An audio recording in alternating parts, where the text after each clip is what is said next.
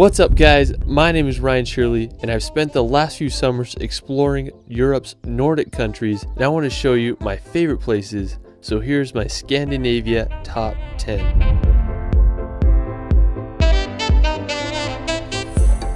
Scandinavia has to be one of my all-time favorite regions. It's made up of Norway, Sweden, Finland, Iceland, and Denmark. Now what's super interesting is that all these countries are ranked in the top 10 happiest places in the world. They obviously must be doing something right. Now, aside from being home to the happiest countries, Scandinavia offers some of the world's most unique landscapes, from the fjords of Norway to the sea cliffs of the Faroe Islands. I just can't get enough of this place. Alright, so let's start this video off in the Lofoten Islands. Now, Lofoten is located in northern Norway, and even though it's in the Arctic Circle, it feels like you're on a tropical island there. I was lucky enough to go there about 2 summers ago. We flew in and road tripped through Lofoten. Our first pit stop was at this little fishing village called Henningsfjord to see the world's most scenic football field. When we got there, we sadly didn't have a soccer ball, but we had a good time playing on the field and enjoying the incredible views of Henningsfjord. We kept on driving and made it to the iconic town of Rain. Now when you think of Norway, this is it. It has those red houses surrounded by massive sea mountains. In my opinion, I'd have to say that Rain is the most beautiful town in Lofoten. When I was planning my road trip to Norway, I remember seeing pictures of this place and I just couldn't believe it existed. Now, if you want to do an amazing hike, I'd recommend hiking to Kvalvika Beach. Now, it's about a 4-kilometer trek and I promise it's worth it. When you get to the beach, you're going to be amazed by the landscape. It has mountains that reminded me of Switzerland, ocean that looks like the Caribbean, and it's as green as a tropical island. I just can't believe places like this exist, especially in the Arctic Circle. When we were there, we really wanted to get a good vantage point for the sunset, so we hiked up to this vantage point and I just got one of my all-time favorite shots. I mean, I just couldn't believe those colors, from the orange mountain to the green slope to the crystal blue sea. I mean, it was just amazing. After Lofoten, we're gonna head over to the Faroe Islands. Located right between Norway and Iceland in the North Atlantic Ocean, the archipelago is made up of 18 volcanic islands. Now I have to say that the Faroes are home to some of the world's most dramatic landscapes, from sheer sea cliffs to waterfalls straight into the ocean. I mean, the Faroes just have so much to offer. While the islands are part of the Kingdom of Denmark, they are a self-governing archipelago. One of the most scenic places in the Faroe Islands is the Mulafusur waterfall. Now it's located on Vagar Island and the waterfall descends about 100 feet into the ocean below. I mean, the backdrop of the village with a massive green mountain behind makes for one of the most scenic places on earth. One of my personal favorite places in the Faroe Islands is the Sea Stacks of Dragonir. I mean, the name itself just sounds freaking epic. It's this slanted sea rock with a perfect arch right above the cold Atlantic Ocean. This place looks like a scene out of Game of Thrones. I felt like a dragon was going to fly through that arch. Now, while I haven't been to the Faroes yet, it's definitely one of the first places I'm going to travel to once it opens up. I just can't believe how beautiful the Faroe Islands are. Alright, so after, we're going to head to Finland. Now, for the past 3 years, Finland has been ranked the happiest country in the world, thanks to its wonderful healthcare, education, and obviously its beautiful scenery. On the same note, the capital of Finland, Helsinki, has been ranked the happiest and most livable city in the world. Now, Helsinki is one of the northernmost metropolitan areas. The whole city just has a great vibe to it. I mean, I would love to spend Christmas there. Now, if you want to venture out of Helsinki, you can take a ferry across the Baltic Sea to visit Tallinn, Estonia, or you can even head over to St. Petersburg, Russia. If you want to see some of Finland's nature, you can head up north to visit Lapland. Now, Lapland is Finland's northernmost region and it borders Russia, Sweden, and Norway. In the winter months, Lapland becomes a frozen wonderland that looks like something straight out of a Disney movie. Now, if you can handle the cold, Lapland may be one of the best places in the world to see the northern lights. The northern lights are abundant throughout the cold winter months. It can get up to negative 50 degrees Celsius in the winters, so make sure you bundle up. One thing I love about Lapland is the snow-covered trees.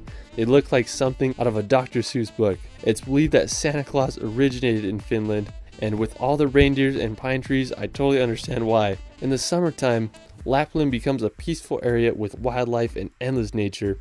I really just want to spend some time in Finland, relaxing in a sauna and seeing for myself why Finland is the happiest country in the world. Alright, so after Finland, we're gonna head over to the neighboring Sweden to visit Stockholm. Stockholm is Sweden's capital. It's made up of 14 islands and 50 bridges. I was able to visit Stockholm this summer and I was just pleasantly surprised. Compared to other Nordic countries such as Norway and Iceland, I felt like Sweden was much more affordable. I had a good time just walking around the city and using their public transportation. I swear I rode on the world's biggest escalator. The buildings and architecture there are so unique. I mean, it's just such a wonderful city. I think everyone should visit. When I was in Stockholm, I road tripped 5 hours to this little town called Vemdalen in the middle of Sweden. I had to go film an interview out there. Anyways, I just had a great time driving. I was just amazed by the endless pine trees that seemed to go on forever and ever. It was such a beautiful yet strange place. Alright, so after Sweden, we're gonna head over to Lyseboten to drive down Norway's craziest road. Now, Lyseboten is a small village that's about a 6-hour drive from Oslo. Now, what I think is so scenic about Lyseboten is the road that leads down to it. It consists of 27 hairpin turns that descend down the fjord to the village below. When you're at the bottom, you're gonna be amazed by the surrounding walls of the fjord. If you're down for a hike, you can trek 12 kilometers to Gjerhabotn, which is this famous for its rock wedge between two cliff walls. Looks a little sketch to me, but hey, I'd send it. After Lyseboten, we're gonna head over to the nearby Pulpit Rock.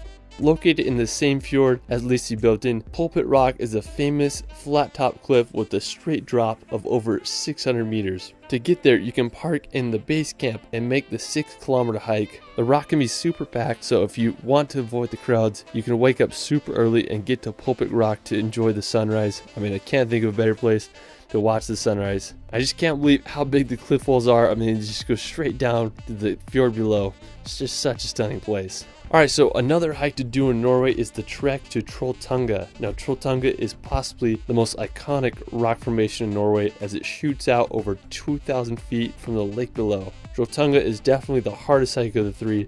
It's a 28-kilometer round-trip trek that takes anywhere from 8 to 12 hours to do, so make sure you give yourself plenty of time. You can start the hike at the main trailhead and hike in 14 kilometers in to reach the famous Trolltunga Rock. If you go between June 1st and September 30th, you don't need a tour guide, but if you go in the winter months, you definitely need one because it is a little sketch. While it is a strenuous hike, it offers some of the best views in Norway. Alright, so after the fjords of Norway, we're gonna head over to Iceland to experience the land of fire and ice. I have to say that Iceland is home to some of the world's most unique landscapes. From volcanic craters to a blue lagoon, the country just has so much to offer. I went to Iceland a few years ago and I was just blown away by the country. One of my favorite places was Reynifjara Beach. It's this black sand beach that's about a 2-hour drive from Reykjavik. What I really loved about the beach is the basalt sea stacks in the ocean. It makes you wonder how the Vikings must have felt when they washed up on the Icelandic shores. After Reynifjara, you can check out Skogafoss waterfall. It's one of the most impressive waterfalls in Iceland with a drop of over 60 meters. You can also drive an hour east on the Ring Road and visit one of the most scenic canyons in Iceland. I'm not even going to try to pronounce it, but it looks like something straight out of a fantasy movie. Don't be surprised if you see a troll walking around there. If you drive another 3 hours down the Ring Road, you'll reach Stoksnes. It's such a dramatic view with the black sand and the mountain in the background. On the other side of Iceland, you can visit Kirkjufellsfoss. It's this uniquely shaped mountain that looks like Gandalf's hat. There's a waterfall nearby and it makes for an incredible shot. If you go in the wintertime, you might just get lucky and see the Aurora Borealis. There's just so much to see in Iceland and I hope everyone can see it at least once in their life. Alright, so for our final location, we're going to head back to northern Norway to visit Senja. Now, Senja is Norway's second largest island, and to get there, I flew into Tromsø and rented a car and made the 3-hour drive. The reason I wanted to go to Senja was because I wanted to hike to Segla. Anyways, I drove to this town called Fjordard and I got to the base of the hike. It was a surprisingly difficult hike, but eventually I made it to the top and I was just baffled by the view.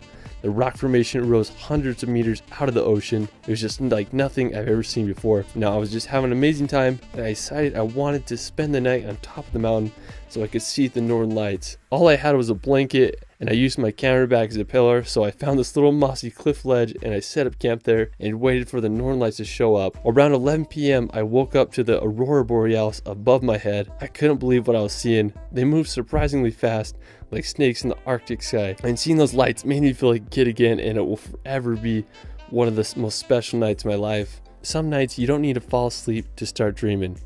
Alright, well that is it for my Scandinavian top 10. The Nordic is just such a unique region in the world, and I hope you all can witness it one day. Where was your favorite place in Scandinavia? Let me know in the comments below. If you want to support the channel, consider becoming a patron, and you'll get perks such as free travel guide and stock footage just like these clips of the Northern Lights. You can find me on TikTok and Instagram at shirley.films.